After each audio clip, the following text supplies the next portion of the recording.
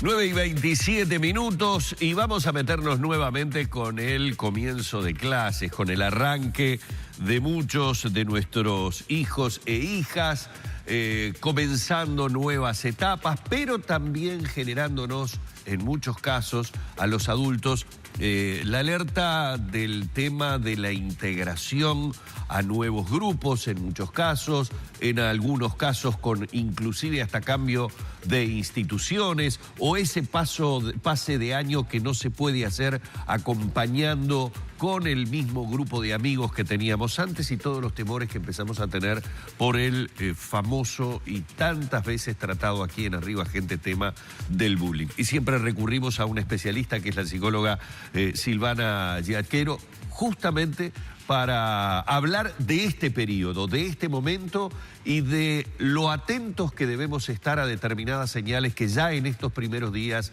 de inicio de clase se pueden estar dando. Primero que nada, la bienvenida y el agradecimiento por aceptar nuevamente la invitación, Silvana. Un placer tenerte. Muchas gracias, buenos días. Bueno, delicado inicio, pero por ejemplo, recién lo hablábamos fuera de cámara, me gustaría detectar dónde, por ejemplo, se sabe que pueden estar las situaciones más complejas. Por ejemplo, en qué edades o en qué grados es donde se dan los problemas más importantes con respecto al tema del bullying. Sí, por ahí cuando hay que tener más cuidado es cuando se ingresa nuevo a un centro de estudio.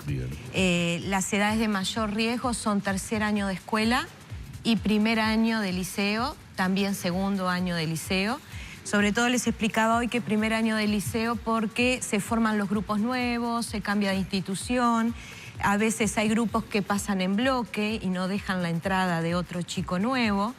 Y por ahí también un llamado de atención a los docentes de que cuando haya un ingreso nuevo, no llamarlo el chico nuevo o la chica nueva, sino integrarlo con el nombre y corregir a los compañeros cuando se refieren a él de esa manera, porque los mismos niños y adolescentes te dicen, ay, ahora me van a empezar a llamar el nuevo, el nuevo, el nuevo, y ya ellos van con esa predisposición y con ese miedo, y es una molestia, ¿no? Porque ellos tienen nombre y apellido, y por ahí es un detalle, porque el bullying justamente hace a esos detalles, ¿no? Esas cosas que están como muy naturalizadas dentro de la cultura de los centros de estudio y que por eso muchas veces no nos damos cuenta y las tomamos como bromas de chicos, esto siempre pasó. ¿Por qué marcás ese corte, Silvana, en tercer año de escuela? Me llamó la atención el porqué del tercer año. Sí, tercer año de escuela es como una preadolescencia, es donde se forman más grupos de nenas y de varones, o sea, se mezclan menos, es donde empiezan los primeros noviecitos y las primeras parejas, y eso hace que haya, sobre todo, por ejemplo, entre las nenas, se disparen celos, se disparen envidia, y ahí es donde comienzan a darse los primeros indicios de bullying. Nosotros sabemos que los disparadores más grandes del bullying son justamente la envidia y los celos. Por eso decimos que en el bullying no es un tema de género, porque se da de nenas a nenas y de varones a varones. Es indistinto. Es totalmente indistinto y es más, se da más dentro del mismo género, justamente porque es donde se despiertan estos sentimientos, ¿no?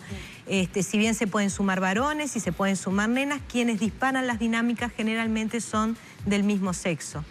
¿A qué tenemos que estar atentos los papás entonces en este comienzo de clases? Porque muchas veces, si nuestros hijos son víctimas, es algo doloroso que no comparten tan fácilmente, o ya cuando lo comparten la situación ya pasó, digamos, de la raya, y viceversa, ¿no? Para quienes lo hacen, capaz que sienten que está mal y tampoco lo cuentan a los papás. Exacto. ¿A qué hay que estar atentos? Primero que nada, yo les diría a los padres que tenemos que tomar con seriedad el tema y entrenar a nuestros niños y adolescentes en lo que es el bullying, ¿verdad? Hoy tenemos una serie de videos, hay películas muy interesantes. Descartar todos aquellos videos y películas donde fortalezcan el mito de que hay un perfil de víctima, porque no hay un perfil de víctima, no es al nerd o al gordito o al que tiene lentes que se le hace bullying, no se hace bullying por eso, sino por celos o por envidia, ¿no? Eso lo tenemos que tener claro. Pero tienen que entender y poder identificar cuáles son esas conductas, porque como hablábamos hoy, están tan naturalizadas y hacen a la violencia puramente psicológica que a veces es muy difícil de visualizarlas. Y como los chicos se sienten culpables de estar padeciendo lo que padecen, como tú bien decías, les da vergüenza y no lo cuentan. Ahí ya estamos abriendo una puerta importante, ¿no? Al enseñarles, al mirar videos. Y después exigir a los centros de estudio, porque esto también es responsabilidad de los padres, que se trabaje el tema, que se haga talleres, que se forme, que estén atentos a lo que está pasando. Y lo que los padres tienen que tener en cuenta es, bueno, que el chico se integre, que lo inviten a cumpleaños, que lo inviten a estudiar, que él pueda invitar chicos, que forme parte de los grupos de WhatsApp, ¿Qué pasa cuando los otros padres no están? Si, por ejemplo, mi hijo o mi hija no le invitan nunca a los cumpleaños o veo que pasa el año y ninguna amiguita o amiguito lo invitó a la casa. ¿Qué puedo hacer yo? Hola, soy la mamá de tal, invítalo. Bueno, a ver, puede ser una opción, ¿no? Poder hablarlo. Pero, a ver, no es un tema de los padres, sino que eso surge del centro de estudio. Es ahí donde está pasando. Entonces, a donde hay que ir es al centro de estudio, a decir, bueno, ¿qué está pasando que mi hijo no se integra? El que no se integra a mi hijo es que no lo están integrando. Generalmente se dice, lo que pasa es que el chico tiene problemas de relacionamiento. Y muchas veces el problema de relacionamiento no es del chico, sino que en realidad no lo están dejando entrar al grupo. Y eso lo tienen que monitorear y hacer un seguimiento a los propios docentes y la propia dirección, porque algo está pasando ahí, ¿verdad? Después sí, se puede hacer reuniones con padres, se puede hablar con los chicos. Lo que sí nunca hay que hacer cuando un padre va a un centro de estudio, esto lo recalco porque lo hacen siempre y vuelven a cometer el mismo error. Cuando un padre va y denuncia que su hijo puede estar sufriendo una situación de bullying, lo primero que hace el docente o el director o el adscripto es ir a la clase, reunirlos a todos y decirle, a ver chicos, ¿qué pasa? Que vino esta mamá diciendo que fulanito está sufriendo de bullying. Eso es el tiro en la nuca que precisaban, porque ahí todos cierran filas y empiezan a justificar lo que le están haciendo diciendo que el chico se lo merece porque hizo tal cosa, porque hizo tal otra. Y encima contó. Y encima lo contó. Entonces, ahí lo terminan de crucificar. Y después, al cerrar filas, los docentes y dirección también terminan cerrando filas, explicándole a los padres lo que pasa, que nos contaron que su hijo hace esto, hace el otro, por lo tanto, el problema es de su hijo, llévele un psicólogo. ¿Bien? Entonces, ahí lo que hacemos es enquistar y a partir de ahí ya no hay más solución. Lamentablemente, a partir de ahí terminamos sacando al chico del centro de estudio porque no hay manera de revertir esa situación. Lo que nosotros tenemos que estar atentos es a la integración, como decíamos hoy, a que los chicos no tengan pesadillas en la noche, no los veamos que se van entristeciendo, que no hablan absolutamente nada del centro de estudio, del colegio, que no quieren ir a actividades extracurriculares, que tienen miedo de entrar primeros al centro de estudio, entonces esperan que entren todos para después entrar él, que empieza a bajar las notas, que tiene problemas de concentración, que los chicos más grandes pueden empezar a cortarse, pueden empezar a tener trastornos alimenticios. O sea, hay un sinfín de síntomas que están vinculados que en realidad lo que va generando esta violencia sistemática y repetitiva es estrés postraumático, ¿verdad? Estos síntomas que hacen al estrés postraumático sabemos que solamente se pueden abordar con un abordaje terapéutico en MDR. ¿Por qué digo esto? Porque si se va a otro abordaje terapéutico, lo que generalmente se hace es buscar el problema en la víctima. Y esto lo que va a hacer es que la víctima se cierre aún más porque él ya piensa que el problema es de él. Entonces, esto no es un tema intrapsíquico, sino que acá lo que el profesional tiene que hacer es validar su sufrimiento, entender qué es lo que le está pasando y curar esa herida que le han generado. Es un tratamiento fácil, corto, porque a veces los chicos se los llevan muchos años a terapia y esto les genera después una resistencia a no querer involucrarse cuando piden ayuda, porque dicen, bueno, ir al psicólogo implica de nuevo estar 2 años, 3 años en un tratamiento y esto les genera cierta resistencia a nuevos vínculos en otras etapas de la vida, ¿verdad? ¿Esa terapia MDR uno lo puede pedir en el sistema de salud? Mira, el abordaje en MDR hay terapeutas ya entrenados en algunos centros de salud. Hay terapeutas en ACE también, hay terapeutas en el Vilar de Bo con atención gratuita, hay una red de terapeutas en MDR, en la asociación de MDR. ¿Qué es MDR? MDR es reprocesamiento y desensibilización por movimientos de ojos bilaterales. Lo que hace el MDR es aquella experiencia que el cerebro no pudo procesar y convertirla en aprendizaje, lo que va a hacer es hacer lo mismo que el cerebro no pudo hacer, pero en forma artificial. Activar el sistema de reprocesamiento y hacer que el cerebro esa experiencia la elabore y pueda aprender de ella y no quede una herida, una secuela para el resto de la vida. Muchas veces nos pasa en la clínica con adultos que llegan con problemas de crisis de pánico, de fobias, de depresiones, que cuando empezamos a trabajar con MDR, la misma persona descubre que estos síntomas provienen de experiencias de bullying en el colegio o en el liceo, que lo llevaron a tener una imagen desvalorizada de sí mismo, a no seguir estudiando, a tener problemas de concentración, de memoria, de angustia, de muy baja autoestima. Y esto se va arrastrando y se cronifica. Para que esto no pase hay que trabajar en el momento. Son terapias muy cortitas, de aproximadamente entre 3 meses y 6 meses, y lo que se hace es ayudar al chico a que elabore esta experiencia dolorosa, aprenda de esto, no sienta culpa, fortalecer su autoestima para que pueda continuar con su vida más allá de esta experiencia dolorosa. Silvana, te doy vuelta a la pregunta. Estamos acostumbrados siempre a preguntar de qué manera detectamos si nuestro hijo o hija está siendo víctima de bullying. Pero ¿cómo podemos detectar si nuestro hijo o hija está formando parte del grupo que está haciendo bullying sobre determinados alumnos nuevos o compañeros o compañeras que han aparecido en este arranque de clases? ¿Hay indicios, hay comportamientos que a mí me pueden dar la pauta de que lo que está haciendo mi hijo o mi hija no es lo correcto? Sí, hay comportamientos. Primero, bueno, el que habla mal de algún compañero, el que se ríen cuando arman el grupito en casa, se ríen, ay, mirá, fulanita, fulanito, le vamos a hacer tal broma, tal otra. El que no lo invitan, por ejemplo, nunca. Cuando controlamos las redes, ver qué ponen en las redes, porque es muy común hoy, sobre todo por WhatsApp, dejarlo afuera o poner fotos del chico, o a ver quién odia más a fulanita, a ver qué tal si le invitamos a tal y le hacemos tal broma, o viste qué ropa que se puso, y eso muchas veces queda como conversaciones comunes entre chicos, pero a ver, no es normal burlarse de alguien, no es normal humillar a alguien, no es normal, no es claro, no está bien. No está bien hacer una broma sobre alguien, una broma es para que nos ríamos todos, no para que nos ríamos de alguien. Entonces, esas conductas nosotros las tenemos que visualizar, tenemos que estar atentos. Ahora, al mismo tiempo, los padres tenemos que dar el ejemplo.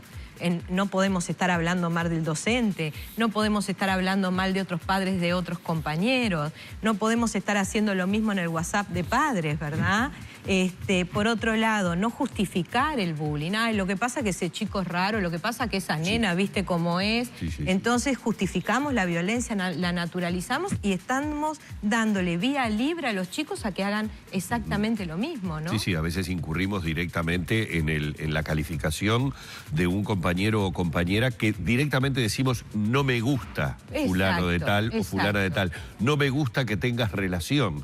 Y muchas veces no hay una justificación aparente, sino una cuestión de aspecto. De aspecto o de piel o yo qué sé, de química, por algo. Bueno, ¿por qué no te gusta? O en realidad, ¿qué no me gusta de esa persona? No que la persona no me gusta.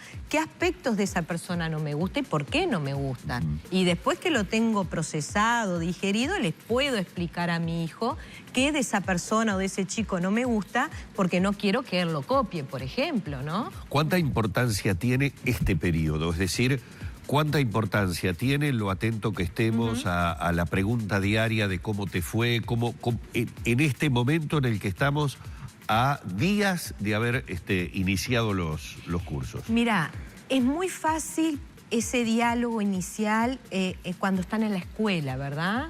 Ahora se complica más cuando ya pasan al liceo, porque ahí hay más distancia con los padres, hay más malhumores, hay más enojos, entonces los chicos cuentan menos.